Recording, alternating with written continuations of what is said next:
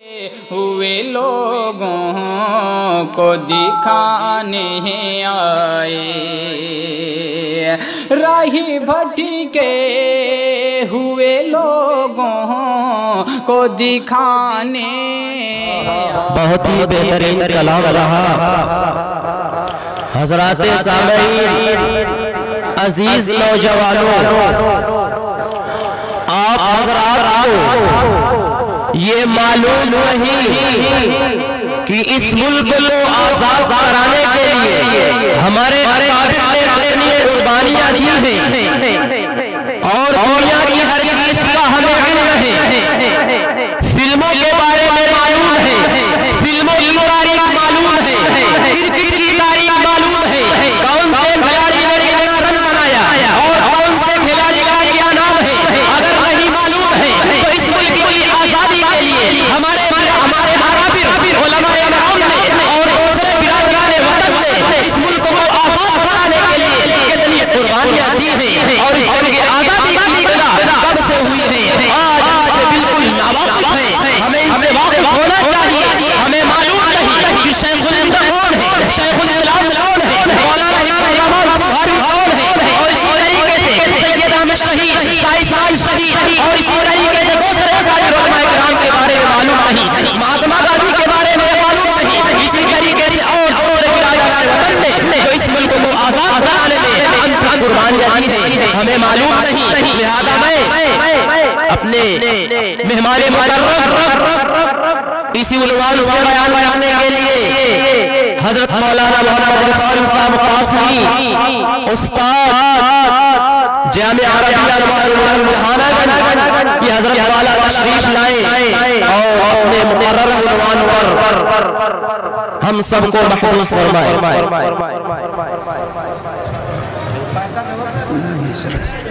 थोड़ा सा नीचे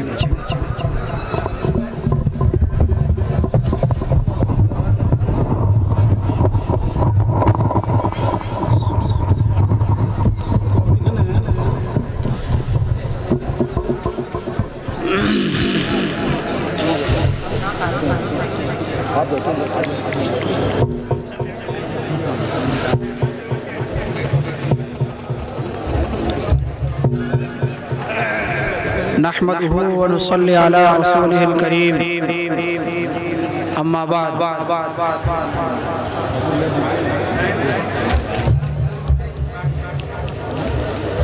मुहतरम हज़रात, बिला तमहीद मैं एक दो बात अर्ज करना चाहता हूँ, उसे बगौर समाअत फरमाएं। अगर हम यौमे जमहूरिया के मुनासिबत से इस प्रोग्राम को हमने रचाया, बसाया, सजाया, तो ये एक तवील उन्वान है जिसको समेटना, जिसको बयान करना किसी एक आदमी के बस की बात नहीं। एक दिन की ये बात नहीं है कि उस उन्वान पर और मुफस्सल तरीके से और हमारे जितने आबाओ अजदाद ने इस हिंदुस्तान के आज़ादी के खातिर अपने जान माल को, तन मन धन को कुर्बान किया, हर एक की जिंदगी पर रोशनी डाली जा सके। मेरे मोहतरम और बुजुर्गों और दोस्तों, एक छोटी सी उम्र के नौजवान जिसे हम अपनी इस्तिलाह में अगर उन्हें बच्चा कह दिया जाए तो ये मुबालगा न होगा कि उन्होंने ऐसी कुर्बानी रकम की कि मुअर्रिखीन लिखते हैं कि वो मुमताज मुजाहिदीन आज़ादी में से हैं।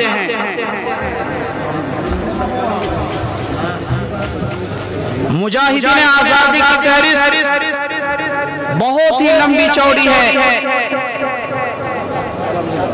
कितने ऐसे हमारे अकाबिरीन और हमारे सपूत, हमारे आबा अजदाद अपनी कुर्बानी को पेश करके दुनिया से चले गए कि जिनका न कोई नाम याद रखा, न किसी ने उनका पता लगाया और न वो पता लग सके। बहुत बड़ी ये तादाद है जो गुमनाम है और एक तादाद ऐसी है जिनको मुअर्रिखीन ने रकम किया, लिखा। आज उन्हीं की तारीख को पढ़ करके याद करते हैं हम और अपने अंदर एक शौक और जज्बा उभारने की कोशिश करते हैं कि हमें भी उसी नक्शे कदम पे चलना चाहिए। मोहतरम हजरात, अशफाकुल्लाह खान साहब का नाम सबने सुन रखा है, लेकिन उनकी परवरिश, पैदाइश कहाँ हुई और कैसे कैसे इस अजीम लड़ाई में उन्होंने अपने आप को लगा दिया और छोटी सी उम्र में 27 साल की उम्र में उन्होंने अपने आप को कुर्बान कर दिया। मेरे मोहतरम और बुजुर्गों और दोस्तों, अशफाकुल्लाह खान साहब शाहजहांपुर में पैदा हुए। सन 1900 में शाहजहां में पैदा हुए। इनके कुल 4 भाई थे। सबसे बड़े भाई का नाम रहमतुल्लाह खान था। उन्होंने अपने छोटे भाई की परवरिश और इस अजीम जिहाद की तरफ इस तरीके से फेरा कि रहमतुल्लाह खान के एक दोस्त राम प्रसाद बिस्मिल उनके हमदर्द थे, साथ में पढ़ने वाले थे। तो उनके गजलों को, उनके जिंदगी के औरात को, उनके वाक़ियात को रहमतुल्लाह खान, जो अशफाकुल्लाह खान के सबसे बड़े भाई थे, उनको हर वक्त सुनाते रहते, बताते रहते। इस बताने की वजह से, बड़े भाई की रहनुमाई की वजह से उस छोटे से बच्चे के अंदर एक जोश पैदा हुआ, एक वलवला और एक उमंग पैदा हुआ कि हमें भी इस अजीम लड़ाई के अंदर हिस्सा लेनी चाहिए। अलगर्ज अशफाकुल्लाह खान साहब अपने भाई की मदद से राम प्रसाद बिस्मिल से ताल्लुक जोड़ने लगे। ये राम प्रसाद बिस्मिल इनसे 3 साल के बड़े हैं।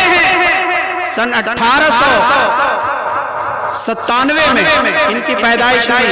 ये भी शाहजहां के थे।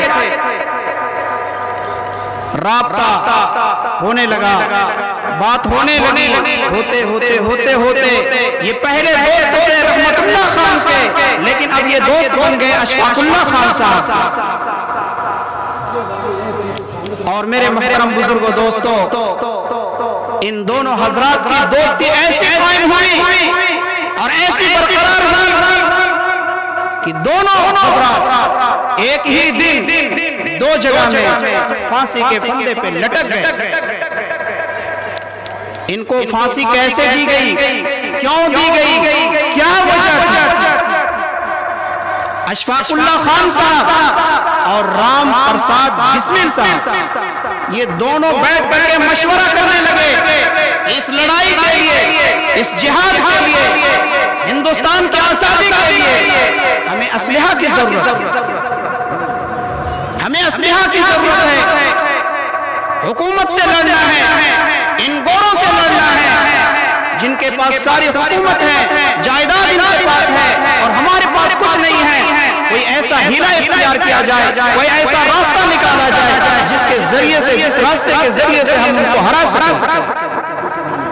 अलगर्ज सहारनपुर से एक ट्रेन चलती थी लखनऊ के लिए पैसेंजर। बीच में एक स्टेशन है काकोरी।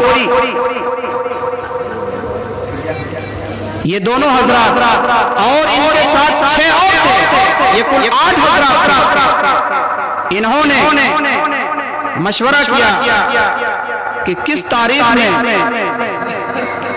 अंग्रेजों की तिजोरी को सहारनपुर से लखनऊ भेजा जाएगा। मशवरा करके 19 अगस्त को काकोरी स्टेशन में पैसेंजर को उन्होंने रोक दिया और पैसेंजर के अंदर जो तिजोरी थी हथौड़े की मदद से उन्होंने ताले को तोड़ा और उसके अंदर जितने खजाने थे सब लूट लिया।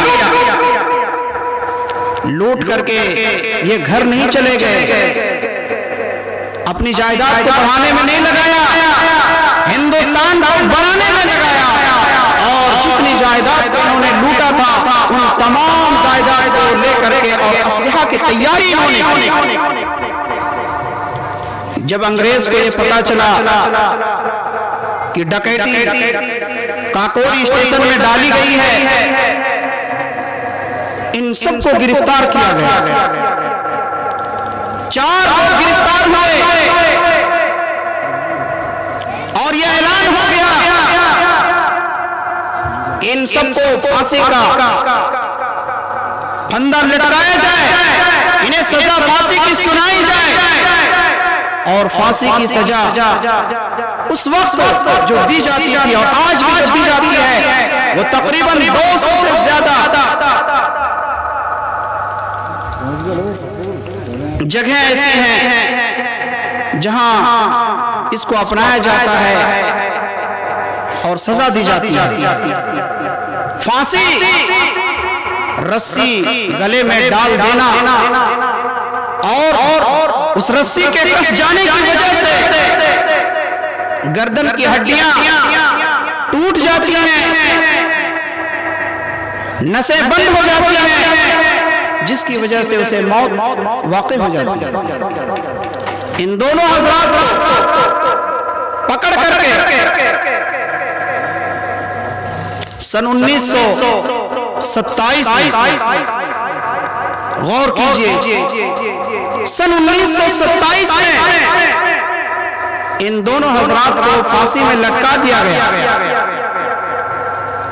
इनके जिगरी दोस्त राम प्रसाद बिस्मिल को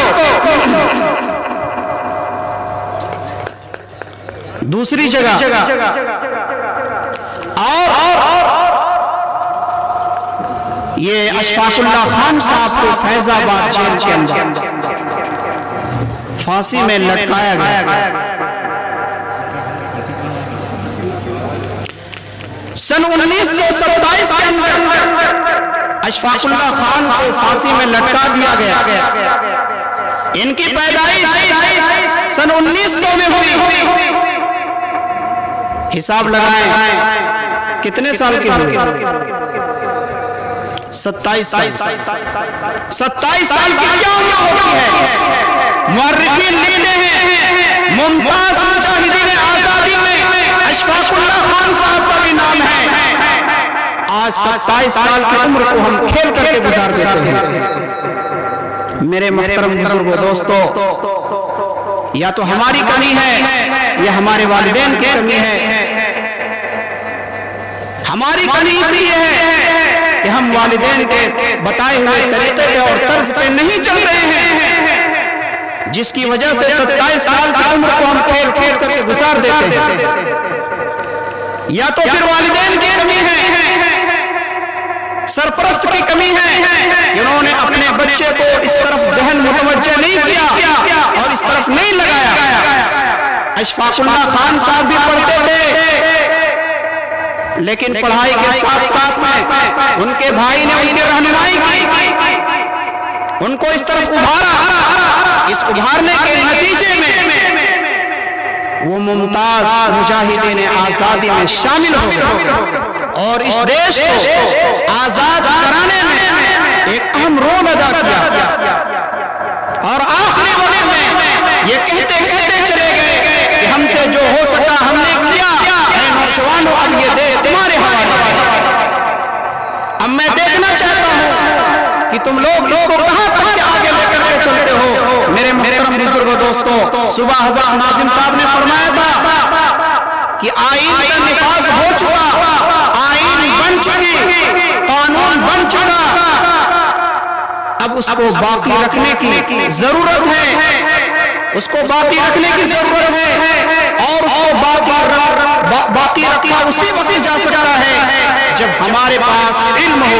बगैर इल्म के न हम आगे बढ़ सकते हैं, बगैर इल्म के न हम किसी से बात कर सकते हैं, न बगैर इल्म के न हमारी बात को कोई सुन सकता है। ये इल्म एक हथियार है, ये इल्म एक रोशनी है, ये इल्म आदमी को निखार देता है, ये इल्म एक नाटे इंसान को लंबा इंसान बना देता है। ये इल्म छोटी सी उम्र को हमेशा के लिए इंसान को बाकी रख देता है। इसलिए मेरे मुहतरम बुजुर्गों दोस्तों, अब मैं बात को समेट रहा हूँ और ये आखिरी दरख्वास्त है तमाम हजरात से, तलबा अजीज से और दीगर हजरात से कि हिंदुस्तान की आईन को पढ़ें और उसको समझें। अकाबिरीन ने कैसे कैसे कुर्बानियां दी हैं। आज हमारा बयान करना, आपका सुन लेना आसान है, लेकिन जिनके बदन पे गोली चली, जिनको तख्तेदार में लटका दिया गया, तेल में डाल दिया गया, बीवी बच्चों को सामने कत्ल कर दिया गया, उनका हाल क्या होगा, उनकी जिंदगी कैसी होगी, वो कैसे घुट घुट करके जी रहे होंगे, ये समझने की जरूरत है। मैं इन्हीं चंद बातों पे अपनी बात को खत्म करता हूँ। वाखिर दावाना अल्हम्दुलिल्लाहि रब्बिल आलमीन।